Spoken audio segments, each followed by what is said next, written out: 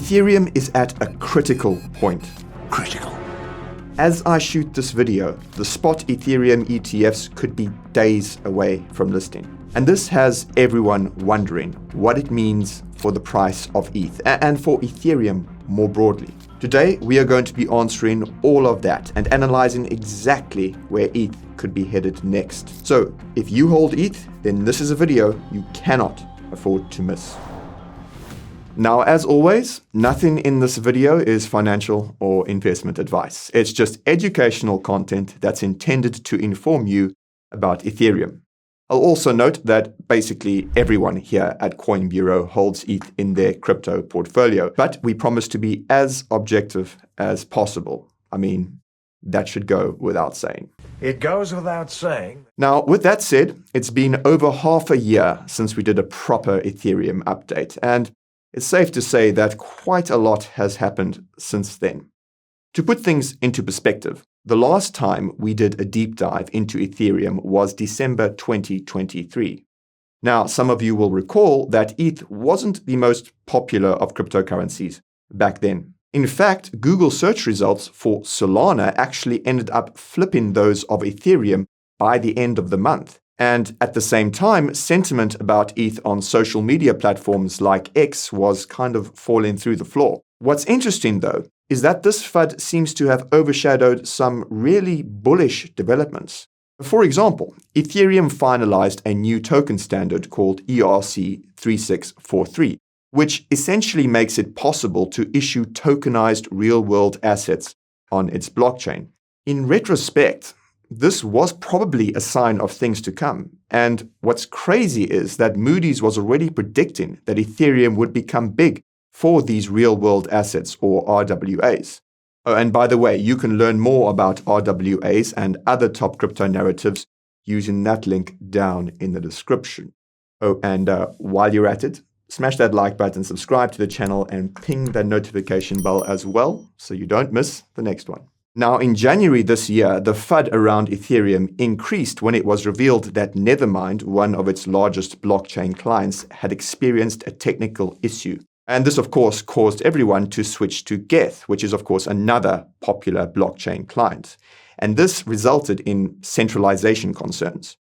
On that note, if you watched our recent video about who controls Ethereum, you'll know that both Nethermind and Geth appear to be closely affiliated with the Ethereum Foundation. And this could be part of the reason why the nonprofit has been experiencing regulatory scrutiny. But we'll come back to that in a bit. Now, to add insult to injury, the testnet for Ethereum's Dencun upgrade also experienced a delayed launch in January. And this underscored something that we actually mentioned in our last Ethereum update. And that's that the technical issues could become more frequent and more serious as Ethereum evolves. But again, that's something we'll come back to a bit later in the video. Now, in February this year, the Ethereum FOMO started rolling back in. Ethereum wallet MetaMask announced that it had integrated with the Robinhood trading platform, which you'll know is a very popular retail broker in the US. Reddit also revealed that it had been buying Bitcoin and Ethereum for its reserves. And then we also had news that a Swiss firm was helping bring liquid ETH staking to Swiss banks. But the most bullish news of all, however, was the news that the Hong Kong arm of a Swiss megabank, UBS, was testing tokenized assets on Ethereum. In retrospect, this was probably another sign of things to come. It's actually crazy that you don't notice all of these things happening before our very eyes until after the fact, like not noticing some underrated cryptos out there right now that are right in front of you. More about that in the description. Now, in March of this year, the FOMO around Ethereum increased when its Dencun upgrade went live and when BlackRock launched tokenized RWA funds on its blockchain. The former increased Ethereum's scalability and affordability via its layer 2s, and the latter highlighted Ethereum's status as ground zero for RWAs. This time around, though, the FOMO seems to have overshadowed some more bearish developments. For example, speaking of BlackRock, they revealed that there wasn't much demand for ETH from their clients. And we also had Solana, which flipped Ethereum by on-chain activity. And then Fidelity came out and they raised concerns about Ethereum that was surpassing 1 million validators. But the most bearish news of all, however, was the revelation that the Ethereum Foundation was under investigation by an unnamed government entity. And subsequent reports revealed that this entity was none other than the one and only SEC. See, those reports also revealed that it was probing the Ethereum Foundation to assess if ETH was an unregistered security. And in April, this investigation evolved into action, with the SEC issuing a Wells notice to Consensus, which is of course one of the largest companies in the Ethereum ecosystem, and to Uniswap, which is the largest decentralized exchange, or DEX. For context, a Wells notice signals the SEC's intention to sue, but notably it does not constitute a formal lawsuit. Now, rather than respond with the standard Wells submission letter as Uniswap did, Consensus opted for a bit more of an aggressive tact, and they decided they're going to sue the SEC. They effectively alleged that the SEC was involved in regulatory overreach. I mean, no shit, Sherlock. It's worth noting, though, that this is separate to the letter that Consensus sent in early June, which basically asked the SEC to confirm that it would not investigate Ethereum 2.0. For reference, Ethereum 2.0 refers to Ethereum after the merge, basically the proof-of-stake version of Ethereum. What's fascinating, though, is that the SEC confirmed to Consensus that it was not investigating Ethereum 2.0 and that it would not be suing the company for anything related to Ethereum 2.0. However, there seems to be no mention of Ethereum 1.0, and this is basically the proof of work version of Ethereum. And if you watched our video about whether ETH is a security, you'll know that we speculated on the possibility that the SEC's investigation into Ethereum's ecosystem focused on this proof of work period. The SEC's response to Consensus seems to confirm this is the case. It seems that the SEC is investigating entities in Ethereum's ecosystem for stuff related to Ethereum's early days. And this is significant, as it could mean that the Ethereum Foundation and Consensus could still be facing scrutiny. And lo and behold, the SEC sued Consensus late last week, alleging that the company had violated securities laws with its MetaMask Web3 wallet, specifically its swap functionality. Notably, the SEC also alleged that MetaMask's staking services constituted an unregistered security offering, something that we had, of course, warned about in previous videos.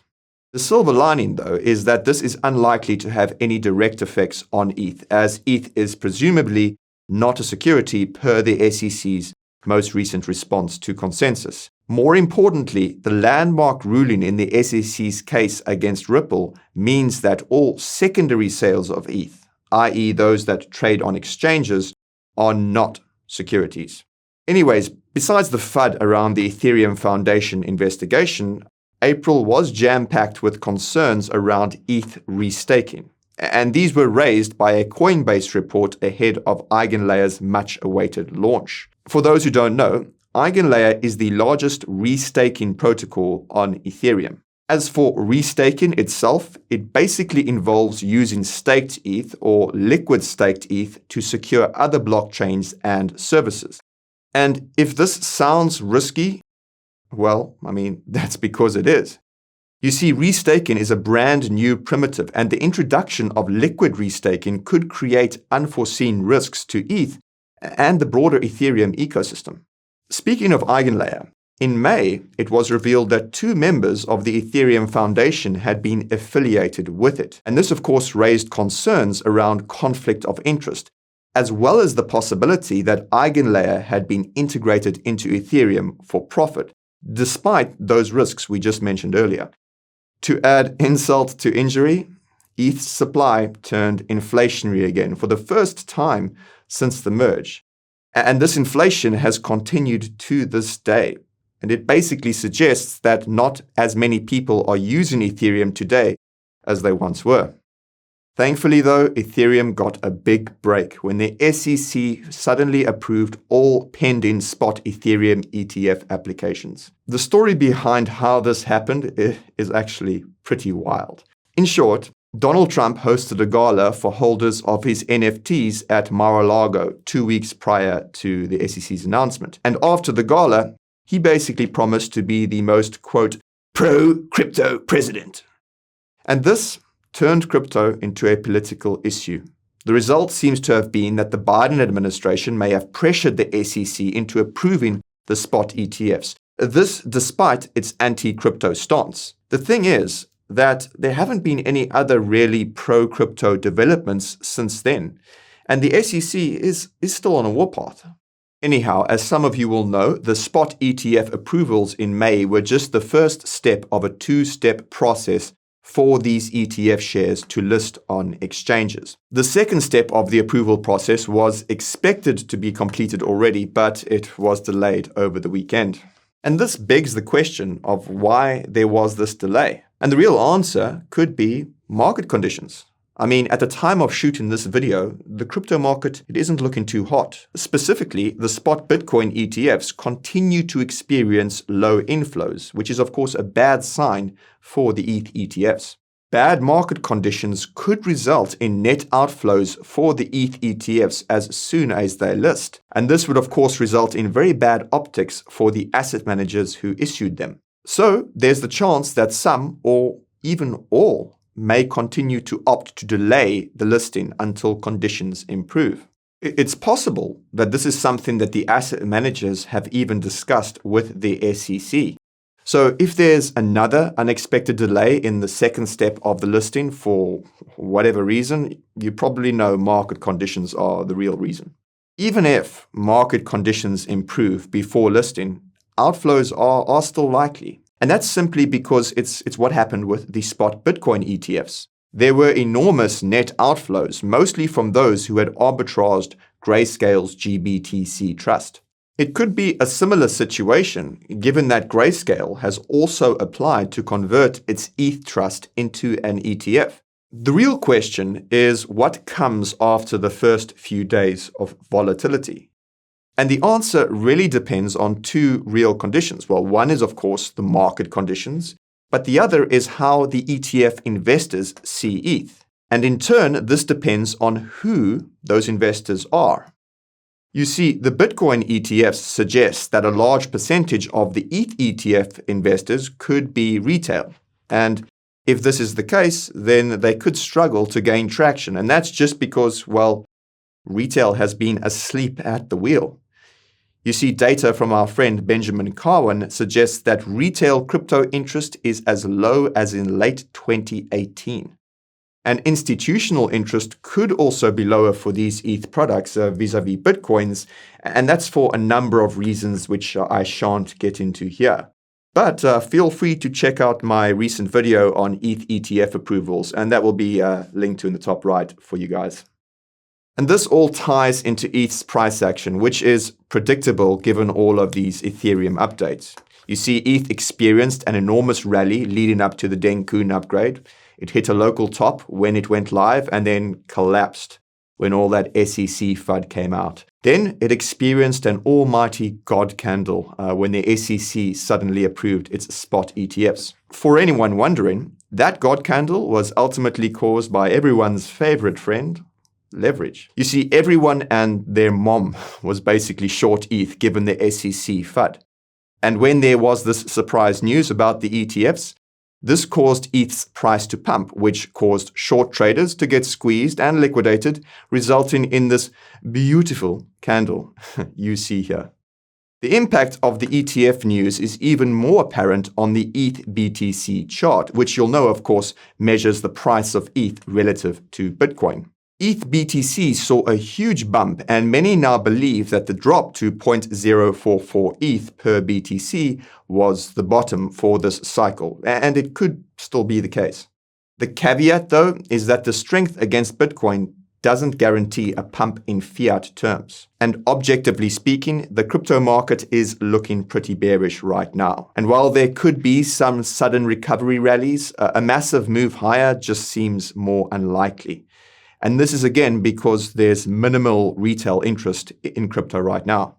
Meanwhile, the ETH whales seem to keep selling into this strength, and this is evidenced by the almost daily flows of ETH to exchanges and like Coinbase. You see, when large amounts of ETH are sent to exchanges, it typically signals an intention to sell. And, well, there have been a lot of exchange transfers over the past few weeks. Additional evidence for retail apathy can be seen on-chain, with the number of daily transactions practically chopping sideways over the past year. And this can partially be explained by the uptick in activity on layer 2s, but even these have been experiencing stagnant transaction volumes.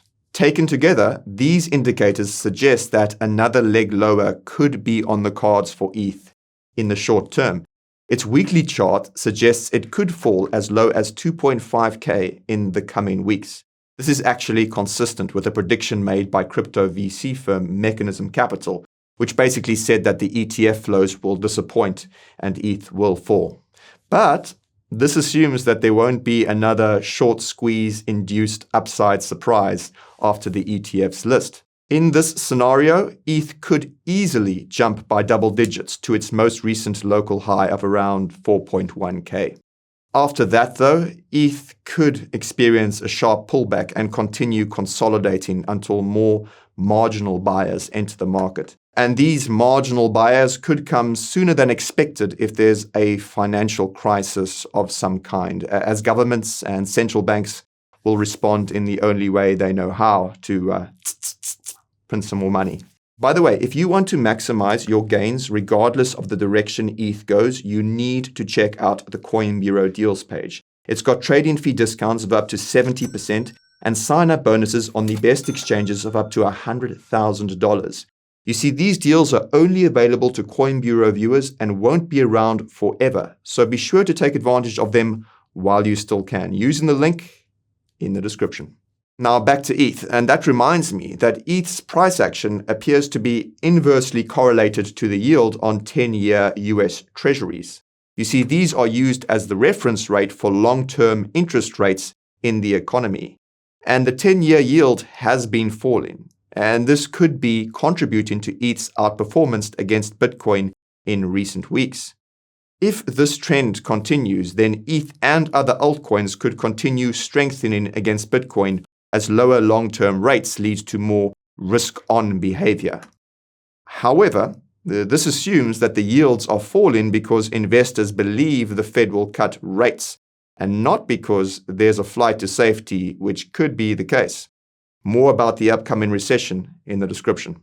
Now, how high or low ETH goes depends fundamentally on its upcoming milestones. You see, although Ethereum has an elaborate roadmap consisting of multiple phases, the merge, splurge, surge, etc., the biggest milestones have been those hard forks. And the most recent one of these was, of course, Dencun in March. The next Ethereum hard fork is called Pectra, and it's expected to go live in either Q4 of this year or potentially Q1 of next year.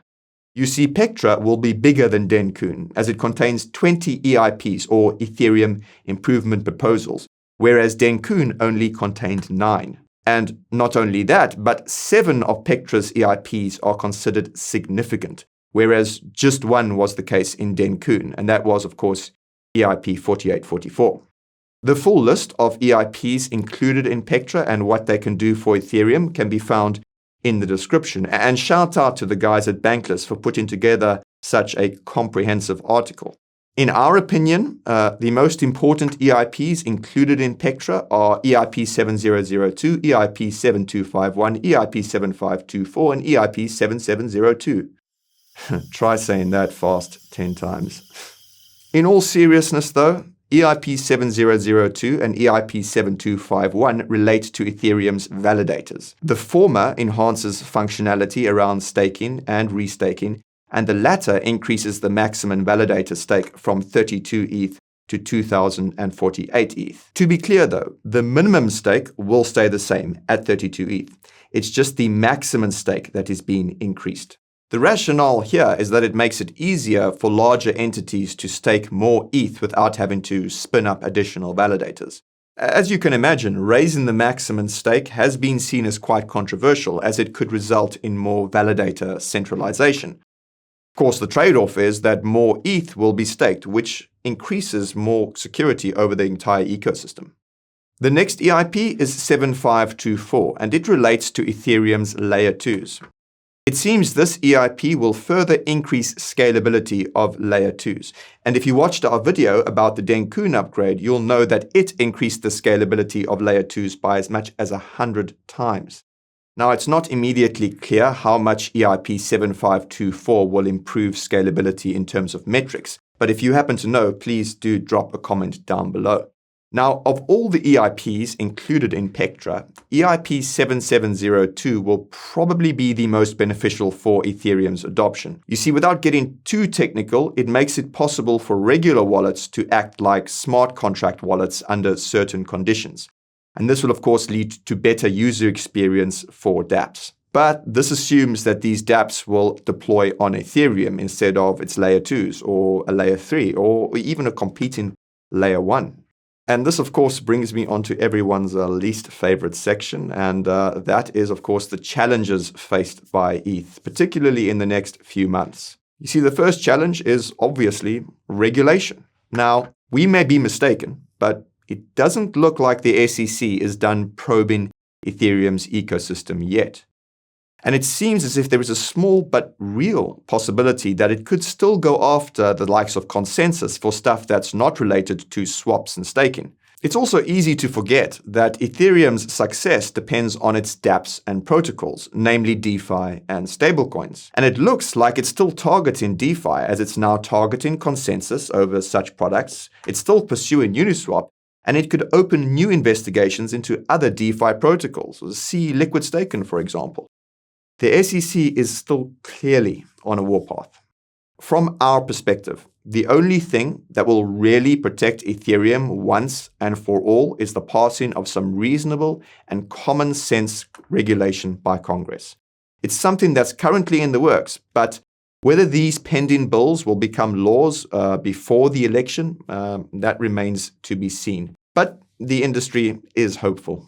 And this ties into the second challenge, and that's development. You see, as we predicted, Ethereum is experiencing a growing number of critical bugs as it evolves. See, it's easy to forget that Ethereum's beacon chain is still a brand new blockchain, and it hasn't been as battle-tested as many other crypto blockchains out there. And if you watched our aforementioned video about who controls Ethereum, you'll recall that these asset managers seem to be growing nervous with Ethereum's move fast and break things approach.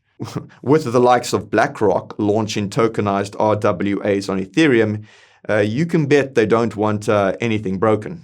Come to think of it, it almost looks like asset managers are trying to shape Ethereum into some sort of de facto blockchain for tokenized RWAs. Even if this isn't explicitly the case, the institutions seem to be implicitly placing Ethereum itself into this RWA niche, and the community doesn't seem to have noticed yet.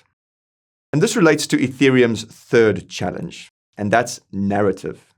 You see, ever since it became clear that the ETFs were a done deal, everyone has been asking, how do you explain ETH to regular investors? You see, Bitcoin's narrative is pretty straightforward. It's digital gold. It's easy enough for anyone to understand, even Larry Fink, for example. Jokes aside, many crypto analysts have pointed out that Ethereum lacks a straightforward, shall we say, elevator pitch to potential new ETF investors. Based on a recent poll by Bloomberg ETF analyst Eric Balkunas, programmable money seems to be popular, but only slightly so. Digital oil is another one that crypto OGs will remember, and World Computer is how Ethereum originally advertised itself. But if we're honest though, none of these really stick. And they also seem to be inconsistent with the tokenized RWA box that asset managers seem to be putting Ethereum into. Given this fact, the most appropriate elevator pitch should probably be decentralized stock exchange. The problem with that though is that Ethereum is so much more than just that. It also reduces Ethereum down to a single use case, which presumably foreshadows the app chain ecosystem predicted by Cosmos. And this pertains to Ethereum's most acute challenge of them all, and that's competition. Competition from its own ecosystem as well as other layer 1s. As many had predicted, the consequence of Dencun is that it made layer 2s exponentially more appealing than Ethereum itself. And this has reduced adoption of the base chain. In theory, this is fine, because eventually there will be so many layer 2s on Ethereum that settlement from these layer 2s will compensate for main chain transactions. In practice, however, layer 2s are competing with other layer 1s, which aren't subject to the same fragmentation issues as Ethereum's layer 2 ecosystem. As we've seen, layer 1s like Solana are emerging as serious competitors to Ethereum, and next-generation cryptos like Aptos and Sui keep to be raising that bar over and over. The paradox is that all Ethereum needs to do to compete is to, well, stop trying to compete, particularly at the layer 1 level. At the end of the day, what sets Ethereum apart from other layer 1 smart contract blockchains is that it is the most secure and most established. It needs to own this position and stop trying to introduce bells and whistles that it doesn't really need. Broader institutional adoption comes with Ethereum remaining secure and stable. With some luck, the Ethereum community will listen. But it's going to be hard to act in a way that appeases both the institutions that desperately want to adopt Ethereum on the one hand, and the community that built it on the other. All things considered, this is a good problem to have, and it's one that Ethereum will eventually solve. And that's why ETH is the second largest holding in most of our portfolios here at Coin Bureau, with Bitcoin being the biggest, as it should be. And if you think about it though, most of Ethereum's challenges are just growing pains. Pains that many other crypto projects wish they had, including the so-called Ethereum killers. And that's all for today's video. If you found it informative, be sure to smash that like button to let us know. And if you want to stay informed, subscribe to the channel and ping the notification bell as well. And if you want to inform others about what Ethereum has been up to, be sure to share this video with them. Thank you all very much for watching, and I'll see you in the next one. Nick, out.